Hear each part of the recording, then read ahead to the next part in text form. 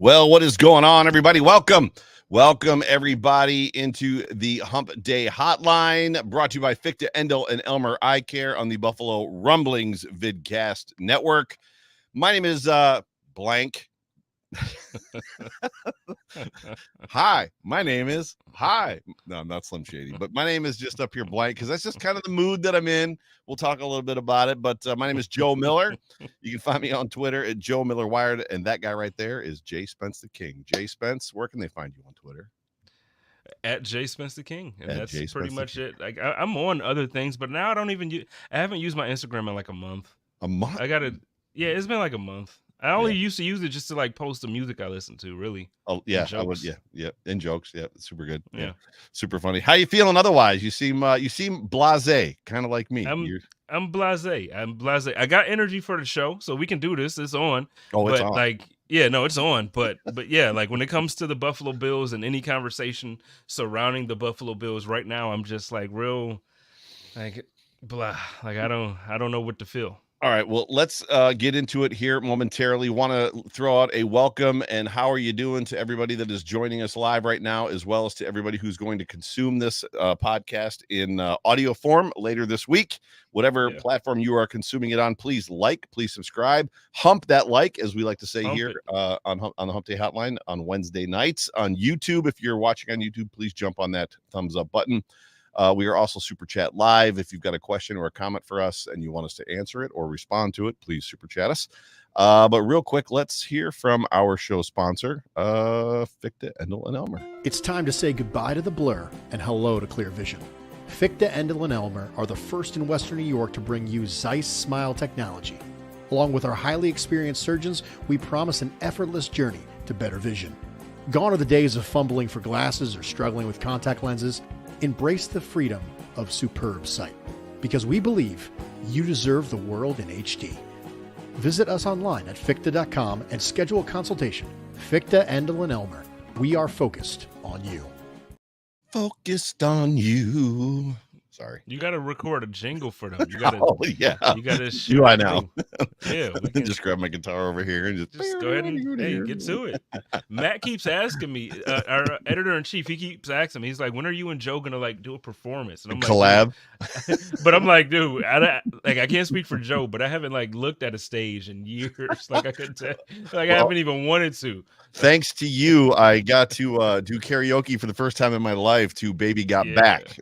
So yes, but I actually was on stage this past weekend. I'll actually be on stage again this weekend, but I won't be collabing on any Buffalo Bill stuff necessarily. But no, I'd be down for it.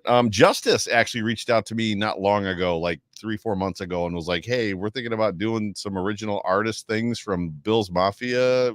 Are you interested?" And I was like, I guess I need more information. I'm not just gonna say yes, but then it didn't go anywhere after that. So no, same. I wanted to do like a mixtape, like a Buffalo mixtape, where it was like, well, that's cool. You know, but like some of everything. Like, you know, I wanted like local rock bands. I wanted local country, hip hop, R&B. Like I wanted some of everything just to show like all the talent in Western New York and throw it all together. But I just didn't have the time. Like, you know, running a podcast network is actually it's a lot of work, man. It's a lot of work. So herding cats, just the talent alone. So yeah. I can imagine. I'll get to it. I promise. At some point, I'm going to do it. I really want to do that. But so it was your idea that Justice was reaching out to me about? No. It sounds like Justice. You know, great minds think alike. So it sounds like Justice was onto something as well. I had something. Nathan Roosevelt. Nate used to play for the Bills. He's a rapper. He was going to name Roosevelt. He was going to do something on there, and I had some other more well-known rappers who agreed to kind of do something. I'm not gonna say any names or name drop here, but just had some friends doing some favors. So I'm gonna do it. It's gonna be fun. Well, you know that guy Joe Miller too, I heard, and he used to have a career in this music. More favors. It's funny to me. It's always funny to me when people ask me about the overreaction, and obviously this show too, and the Fina show, like you know, but the overreaction specifically, like who's that band that's like for the beginning of your show on YouTube, and I'm like, that's my band. And they're like, what? I'm like, yeah, from 2007. Like that's a long. Actually, the song for the title song for this show and for Fina's show is like 2004. 2004, 2005. So Yeah, it's been a minute since I did any type of recording and stuff like that. But welcome everybody. Welcome Jay Spence. It's good to see you. We get to start the show off in not the best of spots. The pressers happened today. We always cover the pressers on Hump Day Hotline because the pressers happened. And Brandon Bean started the day today, gave us about 18 minutes. Was it 18, 19 minutes of only Von Miller conversation? So if any of you were living under a rock, which is possible, it was the bye week. An allegation, or I should say a police report came out that there was a warrant out for Von Miller's arrest. What day was it? Saturday, Friday, Saturday, Sunday? It was, I don't remember what day of the week it was now. It's a kind of a blur. Last week sometime. I feel like it was Thursday.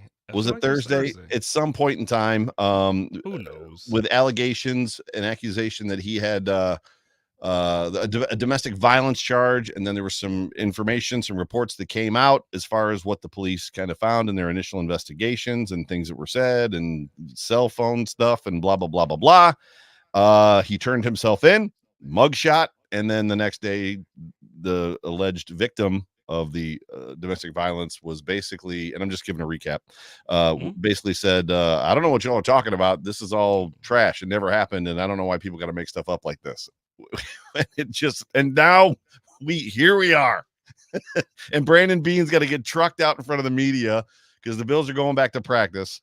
And I guess doing the best he can to answer questions. And there were some genuinely good questions, in my opinion, brought up today about a couple of different things. And one of them is in light of what happened with Matt Araiza, where are we at on this? And like, clearly they're taking a completely different position. They're going to let the legal system play itself out.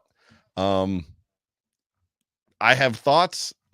I'll let you kind of, I know we were texting a little bit today, and we've been texting through this process, and we all know what's been happening on social media. And I'm not going to say anybody's wrong as far as if somebody has the coldest of take or the hardest of take, which is that man should never wear a Bills jersey again. I'm not going to sit here. I was one of the ones, I just told you could go, now I'm talking. I was one of the ones that felt like, and I think you and I talked about that too. I felt like just because of the noise around the situation and what he had already admitted to, that Matt Araiza had to be let go. I just felt like what he had admitted. Yes, I did these things. He was like on record. He had testified, like not in court, but like during the investigation, that certain things had happened.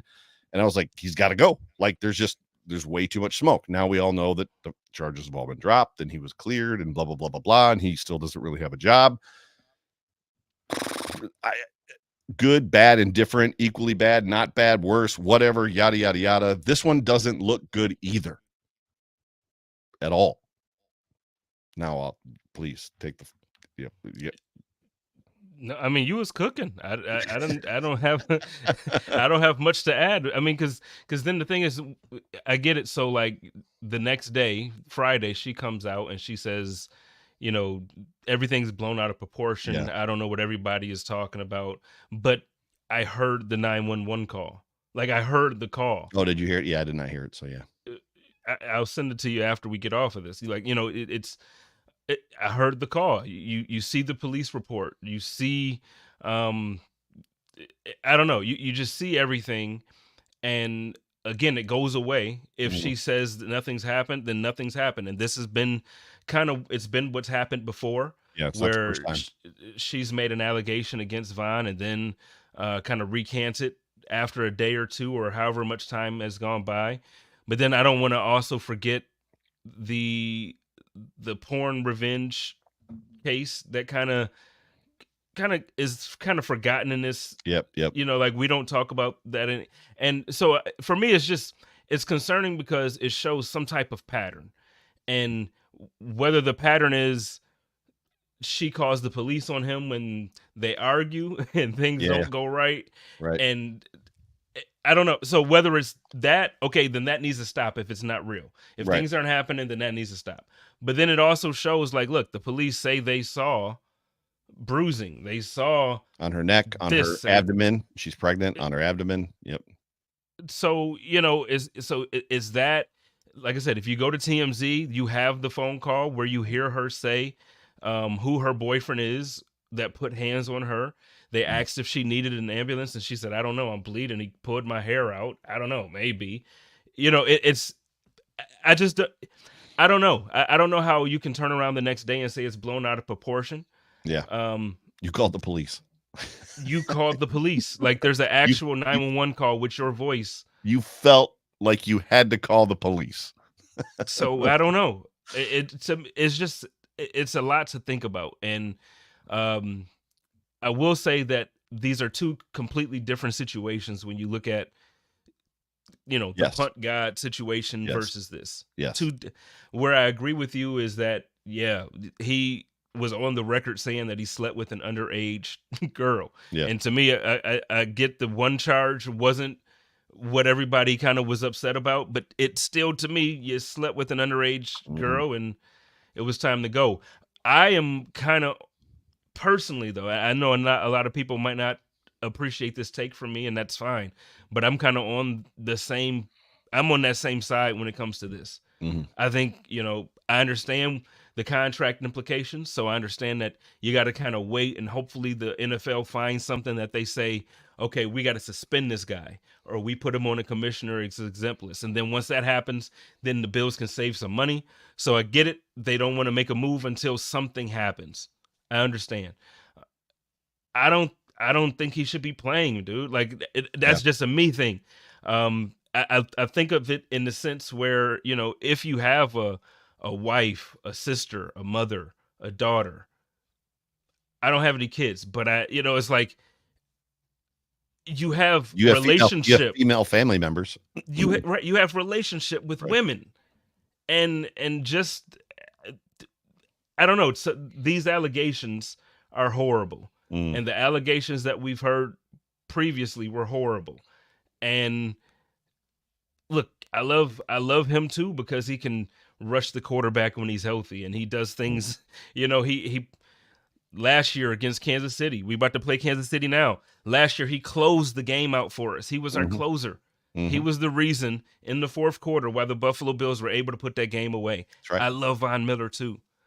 But when it comes down to it, man, it's like I'm actually one of those guys that say, hey, let's protect women. Like, how about we just stop hitting women? Yeah, there's a lot of weird stuff, even as it pertains to the Matt Araiza case. Like, well, she was underage and she went to the party drunk. She knew what she was getting in, and it's like, like there's a lot of this stuff that gets kind of lost on me. It's like, wait a second, that doesn't make it right, right? In this situation, getting back to the money and the financials, Greg Thompson from Cover One was reporting out the basic. I mean, everybody knows he's the salary cap guy. That because of the money, the guaranteed money, or the money that the Bills have already spent on Vaughn, if he's not on this football team next year for any reason, if they cut him, if they release him, if the NFL's like, you can't play football anymore, it's like $40 million. There is no savings. It's a huge. I think it's bigger than Josh's number. Like the number is astronomical. Yeah. So there's no real help coming in any way, shape, or form other than him continuing to play. As far as him continuing to play, I mean, I'm in agreement. There's an aspect of, yeah, I just don't want that. I think what's different, and maybe it's because of the community we live in. Maybe it's, we're the city of good neighbors. Maybe it's just Buffalo feels like a Midwestern town. I don't know, but you look at other cities around the country and they don't care about stuff like this, right? They're, whether it's Tyreek Hill or Kareem Hunt or whoever it is that has been caught up in these things before, they generally find their way to teams where the fans don't give a crap. Bills Mafia and just the fan base around our team generally likes to keep the integrity somewhat high if we can. I'm not saying that it's perfect. I'm not saying that it's always true. I'm not saying that like there's never been an exception, but generally speaking, we have one type of reaction to this sort of thing, that we react well to charitable things, and we give all of our money to charities, and we react probably the way that we're supposed to react to negative things. Do we blow them out? What's that? Wait a minute. We might get on that list. Me and you didn't make it. You and I, we did not make it. But there's a side where we get on the list. I'm just saying, we react well, but then we got the list. Yeah. I don't know if you know what I'm talking about. You're talking about the list that guy made, right? Yeah.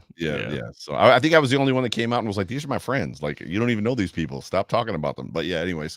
So as it pertains to Von Miller playing football, we're not going to get to have the final say. I don't think this is going to be a situation like with Matt Araiza, where the fan base was up in arms enough that the Bills brass felt like they had to make a move.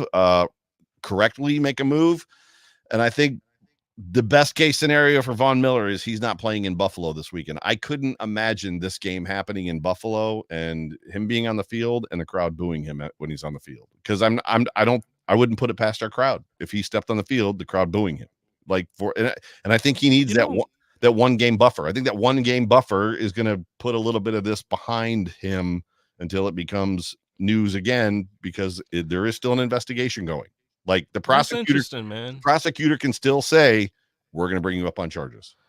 It's just interesting to me because I was talking to Sarah earlier, and Sarah actually said that she thinks he would have been inactive if it was a Buffalo game. Yeah.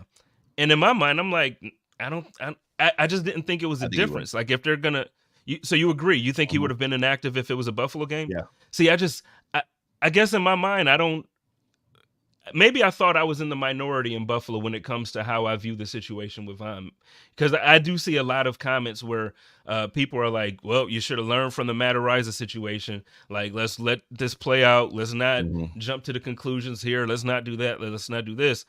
So, to me, I feel like the support in Buffalo wouldn't have changed. But that's interesting. If you and Sarah, and I'm sure in the comments, let us know if you feel the same. But I didn't think it would be an issue if it was a Buffalo game. I can't speak to the transparency of the situation. I don't think it would have been. I don't know what Sarah said to you. I don't think it would have been, yes, due to all the smoke and what's going on, the distraction for Vaughn, we feel like it's better if he doesn't play this week, so we're going to set him down. I think it would have been it's just a numbers thing. We've got Taylor Rapp coming back. We've got Dawson Knox coming back. We got to, set somebody. I'm not saying they can waive him, but you know what I'm saying? Like, I feel like there probably would be another reason.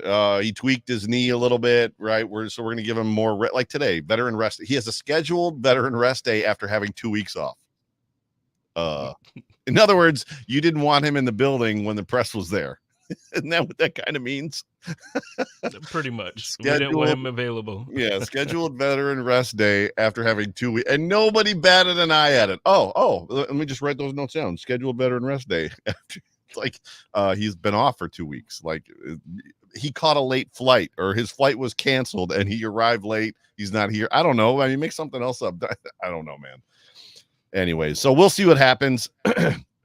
It's just upsetting, though. It's just upsetting because it seems like, and even if you want to get off of Vaughn for a second, it just seems like in general, when these things happen for players or coaches in the NFL, a lot of times there's minimal action taken unless it's something so egregious. So like if a video comes out, so like when Ray Rice thing happened and we saw the video, then the NFL quickly decided that they were going to suspend. But if the video, irrefutable evidence. Yeah. And it's like when the public sees certain things, then they act a little bit differently. But, I just feel like, this is going to be one of those things where they're, hopefully this is what I feel like the team in the NFL is kind of thinking. Hopefully the Bills go on a run here. They start to play better and everybody starts to focus on the wins. Yeah. At the risk of somebody taking this completely out of context, I feel like there's hesitation by all professional sports franchises as it pertains to domestic violence and situations, unless there's irrefutable evidence, like somebody on video, like the Ray Rice situation, which ended his career. I feel like the NFL, I think there's a lot of hesitation because, and I'm trying to figure out how I want to say this, because everybody's home life is different. And I think there's an aspect of, even inside of a home life and a private home life, I just feel like I don't think that there's a, no. This is the lane. And everybody's home life lives inside of this little tiny barrier wall. I can promise you. So for me and my wife, for all intents and purposes, we don't have shouting matches. We don't, like, our kids have never really heard us raise our voices. We get irritated with each other. We get angry. Sure, we spat a little bit, but it's never what my parents did. I mean, I remember, hiding in the bedroom, holding my sister. You know what I mean? Like, I'm sure that if I went to one of my friends' homes that I've never been around their house, when him and his spouse was having an argument, I might be like, whoa, bro, chill. You know what I mean? Like, what are you throwing glasses against the wall for? Like, to me, that's out of, like, not even like in the world of normal, should never happen, blah, blah, blah. Like, and this is coming from a guy who, you know, grew up with beer bottles being thrown across the kitchen at people on Christmas. You know what I mean? Like, I all that to just say, I wonder if there's an aspect of what's normal to me isn't normal to you, isn't normal to Sarah, because we were talking about Sarah, isn't normal to Roger Goodell, isn't normal to Vaughn, isn't normal. Like, everybody's normal when it comes to home is different. And I'm just throwing it, just spaghetti at the wall. That's all I'm doing, throwing spaghetti at the wall. Maybe that's what it is. Maybe that's why they're hesitant to move on. The league is hesitant to move on domestic violence type stuff, just because it's. I don't know. Like, I guess I could hear that argument to be made, but for me, there's just certain things where it's like a black and white. You know, like when it comes to domestic violence, like I don't think there's a gray area when it comes to. But but that's just me. And again, with it being Von Miller, I get how there's hesitant. Like, people are hesitant to talk about it. People don't want to, because we want to love Von. You know, like it's freaking Von Miller. Yeah. But dude, this is bad. Like, it's a rough situation. It's bad. Matt in the comments said that he said supposedly that there's a video of Miller and his girlfriend fighting. I haven't seen that yet. If somebody can tag me on that or DM it to me or something. But but it's an ugly situation. It's funny. For everybody involved. Matt also says Ricky Williams lost an entire season for pot. Yeah, well, Bam Morris, I think, is still in prison for having a trunk full of pot. So, you remember Bam Morris from the Steelers? I think he went to the Raiders, one of the Raiders after that, right? When he was doing football, like a year after his football career, he got pulled over with a trunk full of marijuana, and I think he's still in prison. Anyways, I'm not right, which is now legal in a bunch of states, including the one that I'm in. I'm not saying that that's what it is. I just wonder. I don't. Home life's vary. I don't, and that's a horrible way of saying it. I just don't even know. Yeah. So hopefully the legal process will play out, and what is supposed to happen will happen, and we'll kind of see where it goes from there. Now, let's transition to this week's football game, and let's start with hard. That's a hard left turn right there, just in case that was not a good segue. There's an easy way. Screeching stop. There's no way to segue from it, so we're just gonna I should have done the Fick the Endel and Elmer eye care thing right there. So we're gonna bring up the injury report for both the Kansas City Chiefs and the Buffalo Bills, and the reason we're doing both is just because the Buffalo Bills injury report looks better than it's looked since week one. I don't know that it looked this good week one. It's beautiful. Yeah, I mean, everybody was a full participant. Your Elam is looking to come back. They activated him for practice. Dawson Knox was activated off of IR for practice. Taylor Rapp is back with the neck injury. I think the only person on here that did not practice again was Von Miller. But with that, we want to take a look up actually at the Kansas City Chiefs injury report, and it's got some players on there. Isaiah Pacheco, for one, did not practice with a shoulder. Brian Cook, the safety, did not participate with an ankle. The big one, Donovan Smith, their left tackle, and it's Wanya Morris. Am I pronouncing that right? Wanya Morris, Wanya Morris, is a rookie tackle for the Chiefs who finished the Packers game, and that game is actually on TV right now. I'm going to pause it so I can watch him play football. So he'll be starting in this football game at left tackle, and then Drew Tranquil did not participate with a concussion, and then there was just a limited participant with Jerick McKinnon with a groin. So the big news there for me, outside of probably Pacheco, but I'm sure Pacheco is going to play, but the big news is the left tackle, right? Yeah, it's absolutely. I mean, there's both. Like you mentioned, Pacheco's a big deal. If Pacheco doesn't go, I think Pacheco, outside of Kelsey this year, I think Pacheco's been their best weapon on offense, for Mahomes. But no, anytime you lose a starting, like the boys to miss Wanye. So Wanye. So I am pronouncing it wrong. So Wanye. Okay. Well, anytime you lose a starting offensive lineman in general, it's not good. And look, we've seen what happens when you don't protect the quarterback properly. This year alone, I think we've seen more injuries to the season-ending injuries to quarterbacks than. I mean, how many years have we really seen it where you have like 8 or 9 guys out? This is the most that I can remember seeing at the quarterback position. I mean, it's borderline insane, and the majority of them are AFC quarterbacks, which is even more bizarre. Like, it's not even a situation where it's like half and half or close. It's like 2 NFC quarterbacks, right, and then everybody else is an AFC quarterback. The Wanye situation with the left tackle and their right tackle hasn't been playing well this year either. Puts us in an interesting spot when you talk about just the trenches and you talk about our defensive line against their offensive line, our offensive line, which has been playing much better against their defensive line, and understanding that this game is going to be played in the trenches. When you take those two position groups together, or separate them, I should say, and talk about them individually, Chris Jones is Chris Jones. And the Bills have done a pretty good job, I think, against their defensive line during the regular season the last 2 years with the 2 dubs that we've had. Obviously, 2 years ago, the Bills won big. And then last year, as you said, Von Miller, pressed Patrick Mahomes, who threw the interception to Taron Johnson to close the game out. What's going to be interesting to me is, so I'm not super concerned about our offensive line against their defensive line, is particularly with Spencer Brown, obviously healthy with the back and has played markedly better this year than he has last year. And, Connor McDermott, has played well. That offensive line has done a very, very good job inside of structure. When Josh gets outside of structure, things get a little bit hairy at times, but that kind of comes with the game. And I'm not going to complain about that as much as it drives Jerry and John crazy that he drops to 11 yards or drops to 12 yards or vanishes from the pocket before he should. That's his game. So I'm not going to criticize that.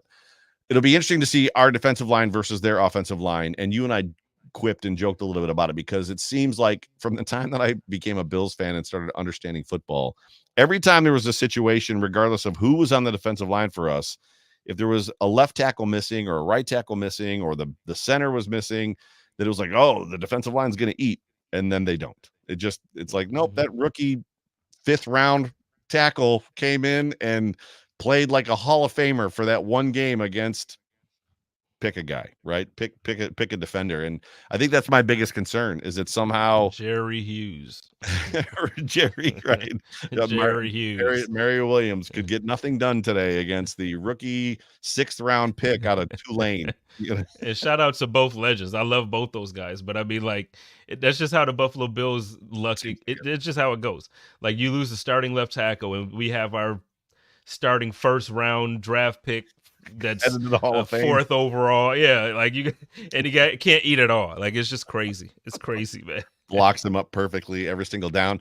So, I mean, I think that's my only real concern as far as that goes. But, I think the big question is going to be, is Dawson Knox going to play in this football game? And if he does, what should we expect from him? What are your thoughts on rep count? I mean, are they going to put him on a pitch count?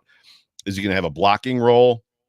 I mean, obviously, from a Dalton Kincaid standpoint, who was I listening to today? I think I was listening to Sal or somebody, or Joe Marino, maybe. It was Joe Marino this morning on WGR 55 was talking about, like, this should be a Dalton Kincaid game, because over the middle, in that kind of soft area of the field, the Chiefs have been exploited horribly this year. Like, literally, Joe was like, this is a game where Dalton Kincaid should be the primary and the focus all game long until they stop it and then go someplace else. But what are your thoughts on Dawson?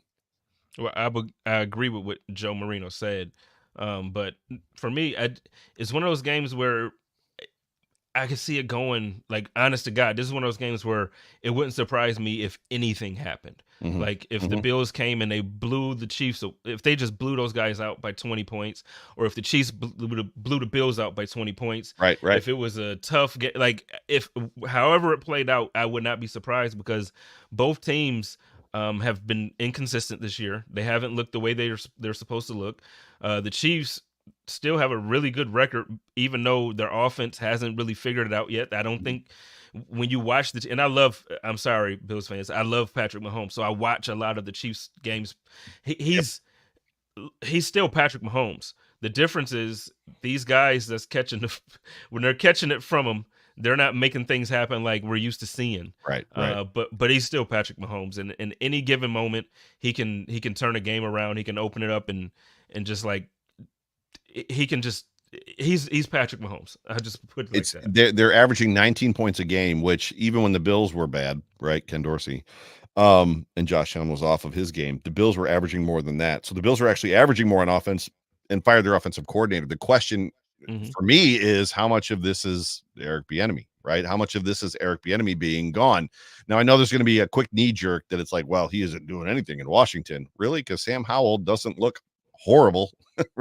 I mean, he's making lemonade out of lemons, right? As far as that goes in that situation. Yeah. Which we could parlay into another conversation of if coaches become available and somebody from this staff goes away, is Eric Bieniemy a guy that we would, I don't know. Anyway, him with Josh Allen, right? I don't know, just throwing it out there, but you got to wonder how much of that is the case, Eric Bieniemy being gone. So you know, obviously Andy Reid calls the plays. I'm sure philosophically he has a big part of the scheme, what they're trying to accomplish, but Bieniemy's absence, in my opinion, is part of that. They're also missing Juju, right? Juju's no longer there. Juju's in New England now, and he kind of has vanished there. But they're living and dying kind of by that Tom Brady strategy. They've got, Pat Mahomes, Tom Brady. They've got Kelsey, Gronkowski, and we don't give a crap what the wide receivers are because Pat's going to make them look good. And Aaron Rodgers did a very similar thing, right? Aaron Rodgers. Except he actually never had a great tight end either. He made tight ends look really good, and then the tight end would go to another team and vanish. So to your point, it'll be interesting to see if they're going to figure it out. I hope they don't in this game. The question is two things kind of going into this. Number one, the Bills are generally pretty good off the bye. Winning-wise, they come out a little bit flat to start, but then they generally win, and the Chiefs pretty much never lose 2 in a row. Yeah, it's going to be interesting for several reasons, both of them that you just named. Like you mentioned, Sean McDermott is very good after the bye as a head coach. And then, Patrick Mahomes, just for his career, he doesn't lose 2 in a row. It's just not who he is as a quarterback. It's not who his coach is as a head coach. So, somebody's going to make history this week. So we'll see what happens, man. But I think when I look at the Buffalo Bills, I feel good about the offense.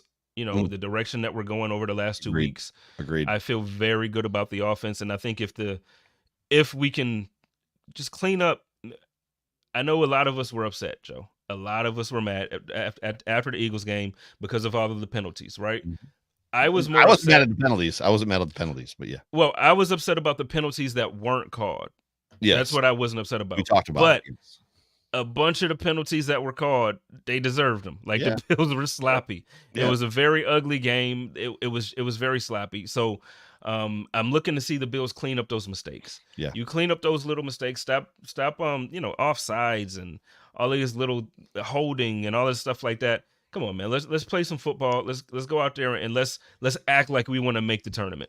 You got to win these games. Yeah, in the pressers today, there was several of the players that made mention of the fact that there's a lot of energy coming back. Josh Allen said that the team is very eager about being back. He said anxious at first, and then he corrected himself. Not anxious. He was like more eager. I don't know why he was upset about the word, concerned about saying the word anxious. Maybe it could turn into anxiety, and then like, oh, look at this team, they're falling apart because they're all anxious, which is what the media does. There was a lot of conversation. Leonard Floyd made it a point to talk about just the focus. They all understand where they are, that they're 6-6 and that it's not out of reach yet, that they've got work to do. They're all dialed in. And I guess for me, and we can move on from this subject or this topic here in a second. I don't understand why it takes this long. I'm not saying they played bad against the Eagles. They obviously throttled the Jets. There's a turning around of sorts that's happening with this team. There's a measure of urgency that kind of took place a couple of weeks ago. And then obviously the defense let up. And whether you want to blame the players, whether you want to blame execution, whether you want to blame scheme, play call, prevent defense, taking your foot off the gas, however you want to blame it, regardless, it happened, right? The Bills dropped a game against the Eagles that they had in the bag that they should not have lost. They overcame the refs. They overcame the penalties. They overcame the weather. They did everything that they needed to do except make a stop. They didn't make the one stop they needed to make in order to win that football game. And they had 2 opportunities to do it and didn't do it.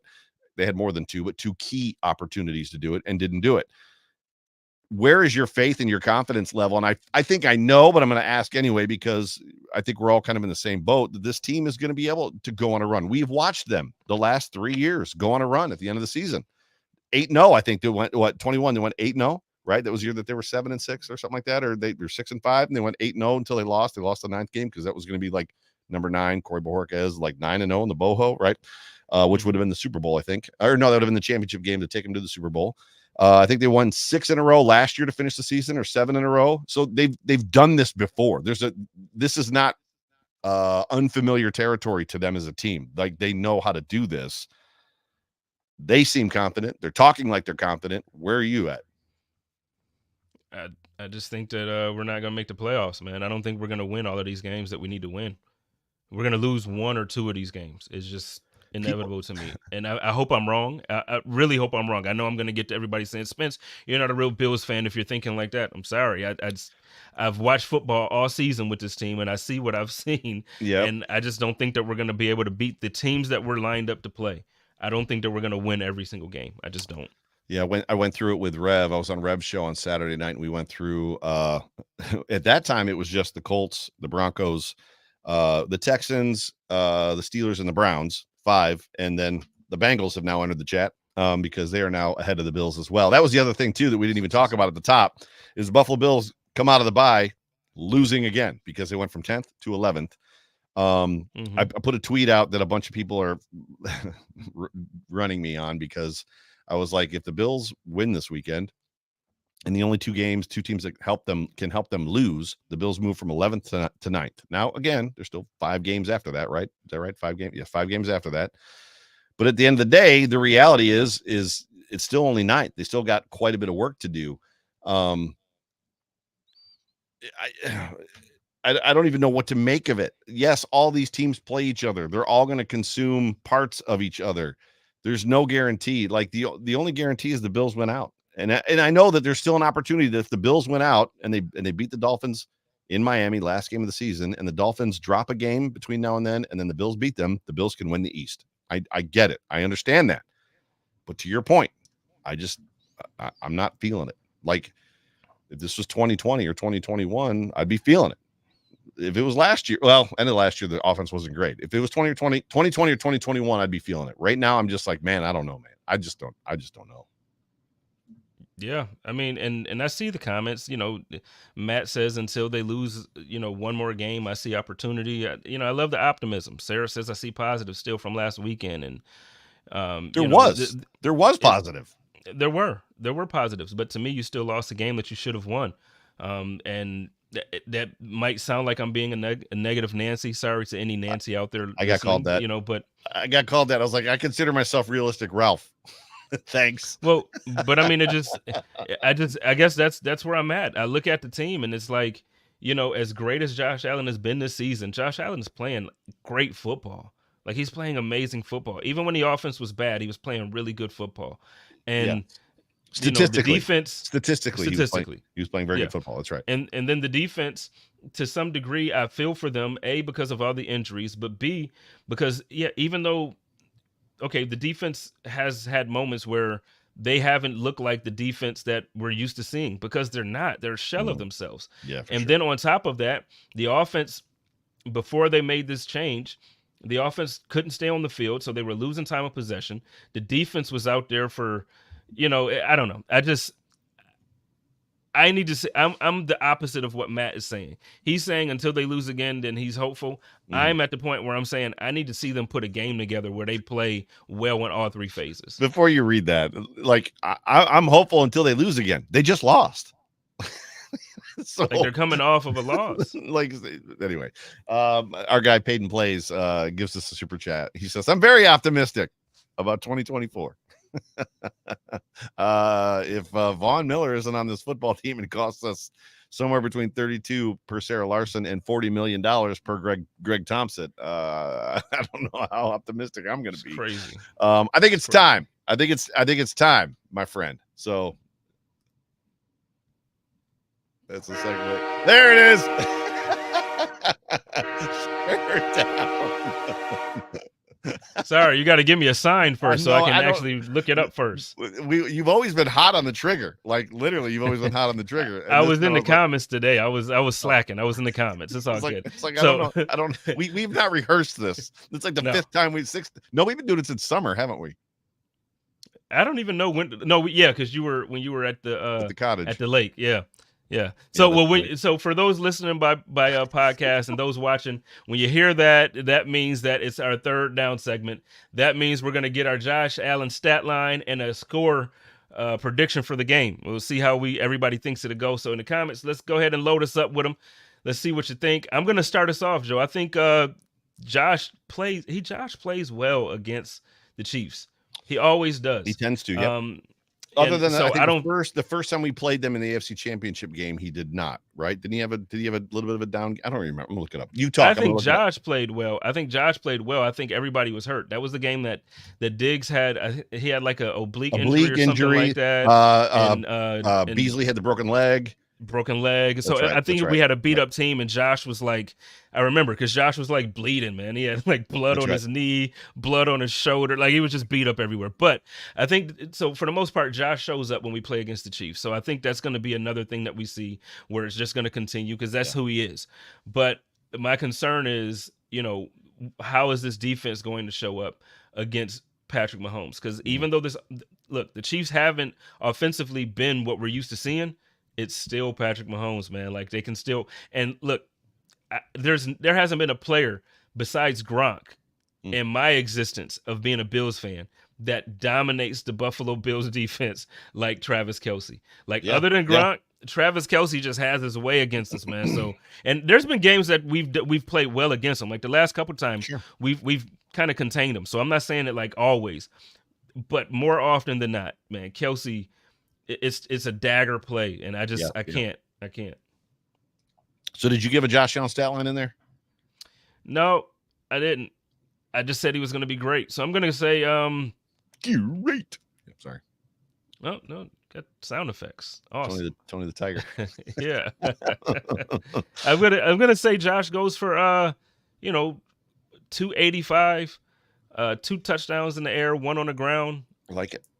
I'm going to say he protects the ball this week, too. No turnovers. Yeah, this is going to be an interesting football game for me. Last week, the Eagles game, I predicted that it was going to be low scoring and was wrong. And I feel like this is going to be a low scoring game as well, and then potentially hope to be wrong because I prefer it when the Bills score points. It's difficult for me to watch this Bills offense not score. Is it? And I don't know if it's because I know we've gone through the years of one score game this, one score game that, one score game this, and can the Bills win them? Can the Bills not? And the defense lets up, or blah blah blah blah blah. I just feel like we've never had a conversation, and I don't know that anybody has that I'm aware of around the Bills in low scoring games. It doesn't seem like the Bills fare well in low scoring games. Like if you shut that Bills offense down. Mm-hmm. You've pretty much done it. You've done your like that's what it takes. They're not going to beat you 9-6, right? But they've gotten beaten 9-6, right? So, anyways, for Josh Allen in this football game, I like what you said. I don't think he potentially makes a mistake either. I think for them, it's gotten to be routine playing in Kansas City. They know what they're going to get. They know what to expect. They know what the crowd's going to do. They know how to basically just do what they got to do and shut the crowd down a little bit. Now that crowd is, I've said it 100 times, is one of the best crowds in the league. They're phenomenal. It's a great crowd. It's a great crowd. And they're nice. They're a lot, in my opinion, a lot like Bills fans. I know people have bad stories about Bills fans. They've got bad stories about every stadium, but Kansas City Chiefs fans generally, they'll razz you on the way out, but they're usually pretty good fans. But I feel like the Bills offense can play in that environment and they're used to it. If they utilize Dalton Kincaid and take advantage of the things that they need to take advantage of, that team can also be ran on. They're, I think, 28th in the league against the run. So it's all going to come down to game plan and effectively keeping this offensive machine rolling. But I'm still going to probably go somewhere around 28 for the Bills. Oh, Josh Allen stat line. I'm not doing score predictions. I'll do that next. Josh Allen stat line for me. I think I'm with you. I think I'm in that 280 range, 300 range, couple touchdowns. Air, ground, right? Maybe no turnovers. I'd like to see no turnovers from Josh in this game just to shut people up, to Mike Greenberg's point. I don't know if you saw that video today. I did. I liked it. Yeah, Mike Greenberg coming to bat for the Bills. So that's where I'm at. I think you'll have about 30 yards on the ground rushing this week as well. And then for a score prediction, I got the Bills probably in a one-score game, one-possession game. I got the Bills at about 28, and I'd say the Chiefs probably about 24. I like it. I'm around the same area. I was gonna go maybe 27-21. So same thing. I got the Bills winning, but I think it's I think it's one of those games where it's gonna be frustrating for your blood pressure. So hey, I don't know. Whatever calms you, do that before the game. If your pregame is typically something that gets you extra hype, you might want to do something that reverses that hypeness this week. With a rookie left tackle in the game, now more than ever, keeping Mahomes in the pocket and maintaining your gaps in the center is going to be like, you've got to keep him. And that'll be interesting too, because I know that it's a chess game. And I know that there's times when we expect the Bills defense to be dominant, and they're not, because they're trying to keep a quarterback in the pocket. So they're intentionally not trying to get to the quarterback. They're just trying to keep him in that space. If they let him get out, I mean, he could run for 80 yards on us. I mean, he could pull a Josh Allen or a Lamar Jackson on us in a hurry if they don't. I mean, he's done it. He's done it before against us. Yeah, right. So, and I tell you what, not to bring this full circle, I guess, but you want to shut people up and you want to move on from certain things. Von Miller, this is the game to come out and have 2 sacks. Yes. Yeah. To be dominant. Yeah. Take the brace off and let her rip as far as that goes, for sure. Awesome. I'm going to get us out of here. Is that cool with you? That's great. Ladies and gentlemen, you have been tuned into the Hump Day Hotline, brought to you by Fichte, Endel, and Elmer Eye Care on the Buffalo Rumblings Vidcast Network. My name is Joe Miller. That over there is Jay Spence the King. We are here representing Buffalo Rumblings, and coming up right after us is the Line to Gain, right, with Jerry and Sarah. So 9 o'clock. I think they're going tomorrow, I believe. Oh, are they going tomorrow? Tomorrow at 9. Mm-hmm. Gotcha. Well, make sure you tune in for that show. Also, I think I can announce it on the Off Tackle with John Fina show this week on Monday. We will be hosting Greg Cosell from ESPN or NFL Network. But yeah, he's actually on the Bills. One Bills Live every week. So really, really excited about that. But want to thank everybody for tuning in, for joining us. For me, for Jay Spence the King. Go Bills. Go Bills. Go Bills.